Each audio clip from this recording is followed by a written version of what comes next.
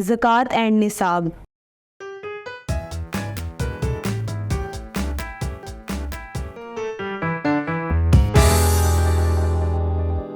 Assalamu alaikum. I welcome you all on the platform of digital academic provided by Moonlight International Publishers. Hello my dear students, I am your maths teacher. My name is Aisha. Our today's topic is about zakat. Zakat, what is zakat? zakat basically हमारे पास इस्लाम के 5 अरकान में से एक रुकन है, जिसमें हमारे पास जो वेल्दी मुस्लिम्स होते हैं, अमीर तबके के लोग होते हैं, वो क्या करते हैं, गरीबों को कुछ अमाउंट देते हैं और उनकी, ताकि वो अपनी ज़रूरियात पूरी कर सकें। स्टूडेंट्स, यहाँ पर ज़कात समझने के लिए सबसे पहले आपको एक चीज़ समझनी पड़ेगी, निसाब।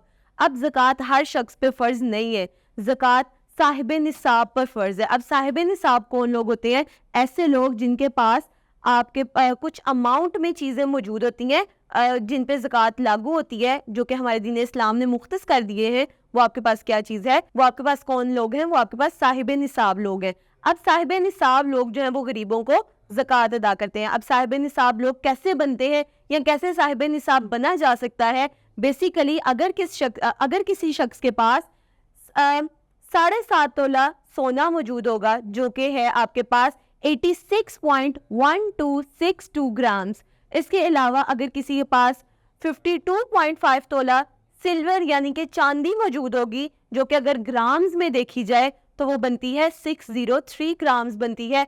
या इतनी अमाउंट में रकम मौजूद हो, उनके पास कोई अमाउंट मौजूद हो या कोई ऐसी चीज़ मौजूद हो जो कि उतने ही पैसों की है, तो उस शख्स पर वो शख्स कौन होता है? वो साहिब निसाब होता है और उस पर क्या फ़र्ज़ हो जाता है? ज़कात अदा करना फ़र्ज़ हो जाता है। सो स्टूडेंट्स,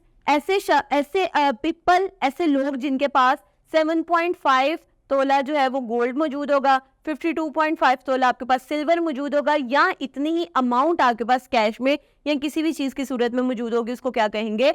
साहिब निसाब कहेंगे। और ये जो तीनों चीज़ें ये क्या कहलाएंगी? ये आपके पास निसाब कहलाएगा। नाउ स्टूडेंट्स, अब हमने क्या देखना है कि आपके पास इस निसाब पर क्या रेट है ज़कात अदा करने का। अगर आपके पास 7.5 तोला सोना, चांदी, या आपके पास अमाउंट कैश की सूरत में या किसी भी अशिया की सूरत में मौजूद है, तो आपने किस तरह ज़कात अदा करनी है? आपने इन चीज़ों के ऊपर 2.5% ज़कात अदा करनी है। कितने परसेंट ज़कात अदा करनी है? आपने 2.5% ज़कात अदा करनी है। या अगर मैं इसको फ्रैक्शन की फॉर्म में देखूं तो आपकी अमाउंट का 1/40 आपने ज़कात अदा करनी है। इसकी एग्जांपल के लिए स्टूडेंट्स अगर आप देखें, for example you have 10 rupees, तो आपने उस 10 रुपए पे कितनी ज़कात आपकी बनेगी?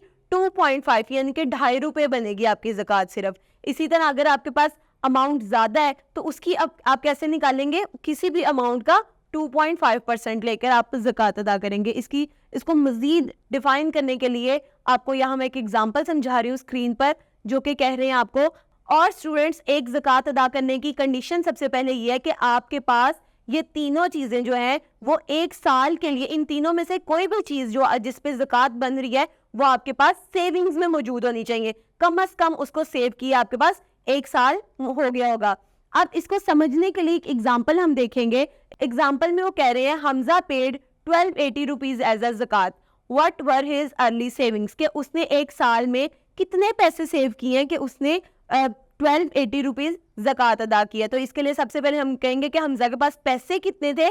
x रुपीज़ थे, जो कि हमने फाइंड करने हैं। अब हम इसको कैसे लिखेंगे? सबसे पहले हम लिखेंगे the amount Hamza has, Hamza के पास कितनी अमाउंट थी? x बेसिकली हमने फाइंड आउट करनी है। अब नेक्स्ट हम लिखेंगे अमाउंट हमजा पेड, हमजा ने कितने पैसे अदा किए? हमजा ने 1280 रुपीज़ अदा किए। अब इसको स्टेटमेंट किस तरह बनाएंगे?